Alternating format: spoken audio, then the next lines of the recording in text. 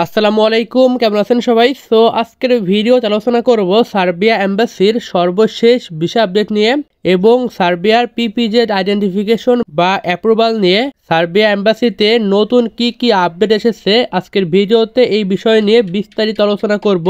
আচ্ছা, ভিডিও শুরুতে আপনাদেরকে জানিয়ে দিই 2023 সালে আপনারা যারা ওয়ার্ক পারমিট পেয়েছিলেন সার্বিয়ার, এখানে কিন্তু সার্বিয়া ইমিগ্রেশন থেকে আপনাদের ম্যাক্সিমাম পারমিটই ক্যান্সেল করা হয়েছে এবং যাদের পারমিট ক্যান্সেল করা হয়নি আপনারা কিন্তু অনেকেই অলরেডি ভিসা পেয়ে গেছেন সার্বিয়ার।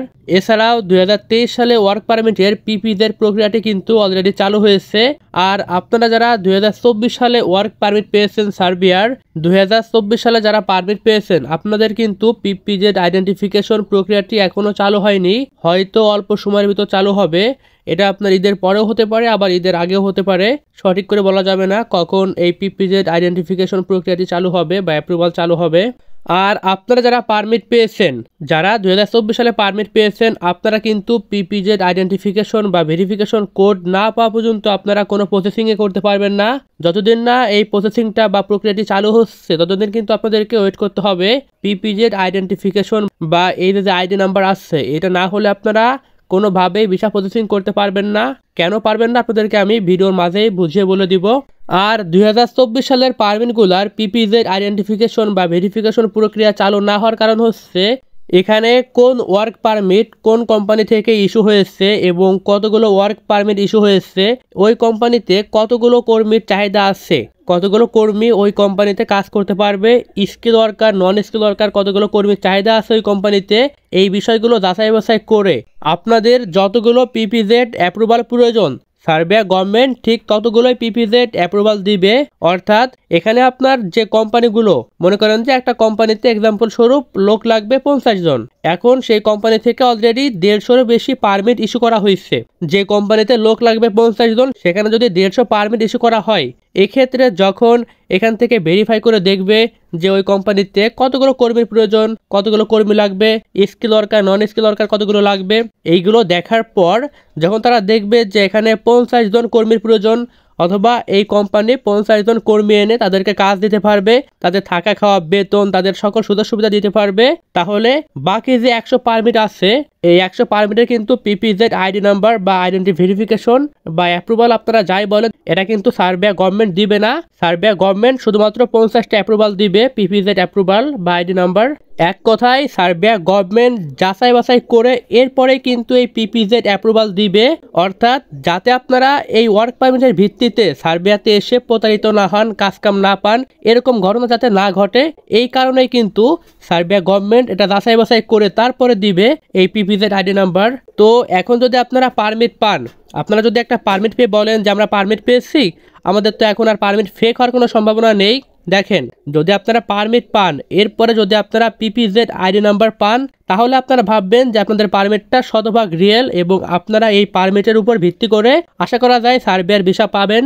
আমি আশা করি আপনাদেরকে বুঝাইতে পেরেছি যে এই পিপিজেড আইডি নাম্বার বা অ্যাপ্রুভাল কেন দেয় এবং কোন সময় দেয়, এরা কিভাবে দেয়া হয়। এটা মনে করেন যে ওই কোম্পানিকে সম্পূর্ণ যাচাই বাছাই করে ভেরিফাই করে ওই কোম্পানিতে কয়জন লোকের প্রয়োজন, কয়জন লোক ওই কোম্পানিতে লাগবে, এইটা আপনার যাচাই বাছাই করে তারপরে অ্যাপ্রুভাল দিবে। এবং আমি আবারও বলতেছি যে এই পিপিজেড আইডি নাম্বার না হলে কিন্তু আপনারা কোনোভাবেই সার্বিয়ার ভিসা প্রসেসিং করতে পারবেন না। আচ্ছা, এখন সার্বিয়া এম্বাসির ওয়ার্ক ভিসা আপডেটটা হচ্ছে ভিসা প্রসেসিং এর শুরুতে আপনাদেরকে এখন একটা ইমেল অ্যাড্রেসের মাধ্যমে একটা অ্যাকাউন্ট ক্রিয়েট করতে হবে এবং যে ইমেল অ্যাড্রেস দিয়ে অ্যাকাউন্টটি ক্রিয়েট করবেন ওই ইমেল অ্যাড্রেসে কিন্তু একটি অ্যাক্টিভেট লিঙ্ক পাঠানো হবে। ওই লিঙ্কের মাধ্যমে আপনাদের অ্যাকাউন্টটি আপনারা অ্যাক্টিভেট করতে পারবেন। অর্থাৎ ওই লিঙ্কের উপর ক্লিক করলে বা লিঙ্কটা ওপেন করলে আপনাদের অ্যাকাউন্টটি অ্যাক্টিভেট হবে। অ্যাকাউন্ট অ্যাক্টিভেশনের পরবর্তীতে যে ইন্টারফেসটি আসবে পোর্টালে, সেই ইন্টারফেসে একটা পিপিজেড আইডি নাম্বার দিতে হবে। দেখেন, আগে আপনাদেরকে আমি যখন বলেছিলাম যে পিপিজেড আইডি নাম্বারটা লাগবে, মাস্ট বি, না হলে আপনারা প্রসেসিং করতে পারবেন না। এখানে আপনি যখন অ্যাকাউন্ট ক্রিয়েট করবেন আপনাকে কিন্তু প্রথমেই এই পিপিজেড আইডি নাম্বারটা দেওয়া লাগবে। এখানে মনে রাখবেন পিপিজেড আইডি নাম্বার ছাড়া আপনি প্রসেসিং করতে পারবেন না। আর এই পিপিজেড আইডি নাম্বারটা আপনি যে কোম্পানি থেকে পারমিট পেয়েছেন ওই কোম্পানি আপনাকে দিবে। তো এই পিপিজেড আইডি নাম্বারটা আপনি এখানে সাবমিশন করলে মনে রাখবেন প্রত্যেকটা ওয়ার্ক পারমিটের ক্ষেত্রে এই পিপিজেড আইডি নাম্বারটা কিন্তু ভিন্ন হবে। তো এখানে পিপিজেড আইডি নাম্বারটা সাবমিশন করলে আপনারা দ্বিতীয় স্টেপে যেতে পারবেন। দ্বিতীয় স্টেপে আপনাদেরকে পার্সোনাল ইনফরমেশন, আপনাদের ওয়ার্ক ইনফরমেশন, আদার্স যাবতীয় সকল ইনফরমেশন সাবমিশন করতে হবে এবং আপনার সকল ইনফরমেশন সাবমিশন করে এই দ্বিতীয় স্টেপটা আপনাকে পূরণ করতে হবে। এরপরে আপনাদের তৃতীয় এবং চতুর্থ স্টেপে আপনাদেরকে কোম্পানির ডিটেলস, অ্যাকোমোডেশন ডিটেলস এইগুলো দেওয়া লাগবে। এরপরে স্টেপ 5 অর্থাৎ পঞ্চম স্টেপে আপনাদেরকে গিয়ে এখানে ডকুমেন্ট আপলোড দিতে হবে, অর্থাৎ ভিসার জন্য আপনাদের যে ডকুমেন্টগুলো প্রয়োজন এই ডকুমেন্টগুলো স্টেপ 5-এ আপলোড দিতে হবে। যেমন আপনাদের ফটো, পাসপোর্টের scan copy, work permit copy, others যাবতীয় সকল ডকুমেন্ট আপলোড দিতে হবে। আরও কিছু ডকুমেন্ট লাগতে পারে আপনাদের কোম্পানির চাহিদা অনুযায়ী। যদি আপনারা স্কিল ওয়ার্কার হিসাবে আবেদন করেন এক্ষেত্রে কিন্তু আপনাদের অবশ্যই ওয়ার্ক এক্সপিরিয়েন্স সার্টিফিকেট প্রয়োজন হবে। এছাড়াও আপনারা অবশ্যই যদি সম্ভব হয় অথবা আপনারা যে কোনোভাবে একটা এক্সপিরিয়েন্স সার্টিফিকেট ম্যানেজ করবেন, যদি কোনোভাবে, অথবা আপনি আবেদন করার পরে যখন আপনি পোর্টালে আপনার সকল ডকুমেন্ট সাবমিশন করবেন এরপরে যদি কোম্পানি চাই আপনার এক্সপিরিয়েন্স সার্টিফিকেট, যাতে আপনি খুব সহজেই এক্সপিরিয়েন্স সার্টিফিকেট সাবমিশন করতে পারেন, এখানে আপনার এক্সপিরিয়েন্স সার্টিফিকেট, ইন্স্যুরেন্স এগুলো আপনারা ম্যানেজ করে রাখবেন আগে থেকেই। আর এখন আপনারা সবাই চেষ্টা করবেন যে স্কিল ওয়ার্কার হিসেবে যাওয়ার, স্কিল ওয়ার্কার হিসেবে আপনারা আবেদন করার। আপনাদের যে যে কাজে স্কিল আছে এবং যাদের স্কিল নেই আপনারা চেষ্টা করবেন যে কোনো একটা কাজ শিখে। এখানে বাংলাদেশে সরকারি বেসরকারি অনেক প্রতিষ্ঠান আছে যেখানে আপনারা কিছুদিন ট্রেনিং করলে আপনাদেরকে কিন্তু সেখান থেকে এক্সপিরিয়েন্স সার্টিফিকেট দিয়ে দিবে, অথবা আপনারা যে কোনোভাবে এটা ম্যানেজ করতে পারেন। যদি আপনারা স্কিল ওয়ার্কার হিসাবে আবেদন করেন এই ক্ষেত্রে কিন্তু আপনাদের ভিসা সম্ভাবনা অনেক বেশি থাকবে, যেহেতু বর্তমানে আপনাদের সকল ভিসা প্রসেসিংয়ের সকল কার্যক্রম অনলাইনের মাধ্যমে হবে। এক্ষেত্রে আপনাদের ডকুমেন্ট যত স্ট্রং হবে আপনাদের ভিসা সম্ভাবনা কিন্তু তত বেশি থাকবে। এই জন্য আপনারা সবাই স্কিল ওয়ার্কার হিসাবে আবেদন করবেন এবং আপনারা যে কোনো একটা কাজের উপর স্কিল সার্টিফিকেট নিয়ে এরপরে আপনারা আবেদন করবেন, আপনারা ভিসা প্রসেসিং করবেন। এক্ষেত্রে আমি মনে করি আপনারা যদি স্কিল ওয়ার্কার হিসাবে আবেদন করেন তাহলে খুব সহজেই ভিসা পেয়ে যাবেন। তো এই প্রসেসিংটা হচ্ছে সার্বিয়ার ওয়ার্ক ভিসার প্রসেসিং, এটা আপনার নতুন চালু হয়েছে। এখন থেকে আপনাদেরকে এইভাবেই সার্বিয়ার ভিসা প্রসেসিং করা লাগবে। তবে এখানে আরও একটা আপডেট আছে সার্বিয়া এম্বাসির, সেটা হচ্ছে সার্বিয়া এম্বাসির বর্তমানে আপনারা যে ফি প্রদান করেন, আপনারা সার্বিয়া এম্বাসির ভিসা ফি প্রদান করেন ব্যাংকের মাধ্যমে, এখন থেকে কিন্তু আপনারা ক্রেডিট কার্ডের মাধ্যমে ভিসা ফি প্রদান করতে পারবেন। এখন থেকে আর আপনাদেরকে ব্যাংকের মাধ্যমে ভিসা ফি দেওয়া লাগবে না। আগে আপনার ব্যাংকের মাধ্যমে সার্বিয়া এম্বাসির যে ভিসা ফিটা আছে এটা দেওয়ার পরে সেখান থেকে আপনার স্লিপ নিয়ে এরপরে কিন্তু সেই স্লিপটা আবার পোর্টালে আপলোড করা লাগতো। এখন এই প্রসেসিংটা নেই, এখন এই প্রসেসিংটা সম্পূর্ণ ভিন্ন, সম্পূর্ণ চেঞ্জ হয়ে গেছে।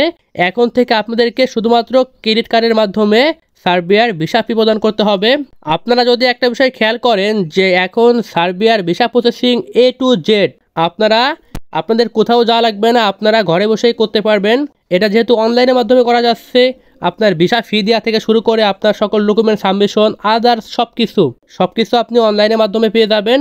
এমনকি আপনার ভিসাটিও আপনি অনলাইনের মাধ্যমে পেয়ে যাবেন, আপনার ইমেইলের মাধ্যমে আপনি সার্বিয়ার ভিসা পেয়ে যাবেন। এর মানে সার্বিয়ার সকল প্রসেসিংয়ে কিন্তু অনলাইনের মাধ্যমে হয়ে গেছে। অনলাইনের মাধ্যমে এখন থেকে সকল কার্যক্রম হবে। আগে ভিসা ফি ব্যাংকের মাধ্যমে পেমেন্ট করার পর স্লিপ নিয়ে পোর্টালে আপলোড দেওয়ার পরে এরপরে আপনাদের ভিসা প্রসেসিংয়ের কার্যক্রম শুরু হতো। এখন থেকে আপনারা যতক্ষণ ভিসা ফি ক্রেডিট কার্ডের মাধ্যমে পেমেন্ট না করবেন ততক্ষণ পর্যন্ত কিন্তু পোর্টালে পুরো প্রসেসিংটা পেন্ডিং থাকবে এবং এটি সার্বিয়া এম্বাসিতে আপলোড হবে না। যখন আপনারা ভিসা ফি প্রদান করবেন, পেমেন্ট করবেন, এর পরবর্তীতে সার্বিয়া এম্বাসিতে আপনাদের এই পুরো প্রসেসিংটা পর্যায়ক্রমে আপলোড হবে।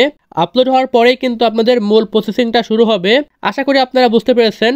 তো এই ছিল সার্বিয়া এম্বাসির সর্বশেষ আপডেটগুলা। আশা করি আপনারা আজকের ভিডিওর সকল ইনফরমেশনগুলো বুঝতে পেরেছেন। যদি আপনারা এখানে কোনো বিষয় বুঝতে না পারেন অথবা যদি আপনাদের কারো কোনো বিষয় জানার থাকে এক্ষেত্রে আপনারা অবশ্যই কমেন্ট করবেন, আমি ইনশাল্লাহ আপনাদের প্রত্যেকের কমেন্টে সঠিক উত্তর দেওয়ার চেষ্টা করব। তো আজকের ভিডিও এখানে শেষ করতেছি। আপনারা সবাই ভালো থাকবেন। আল্লাহ হাফেজ।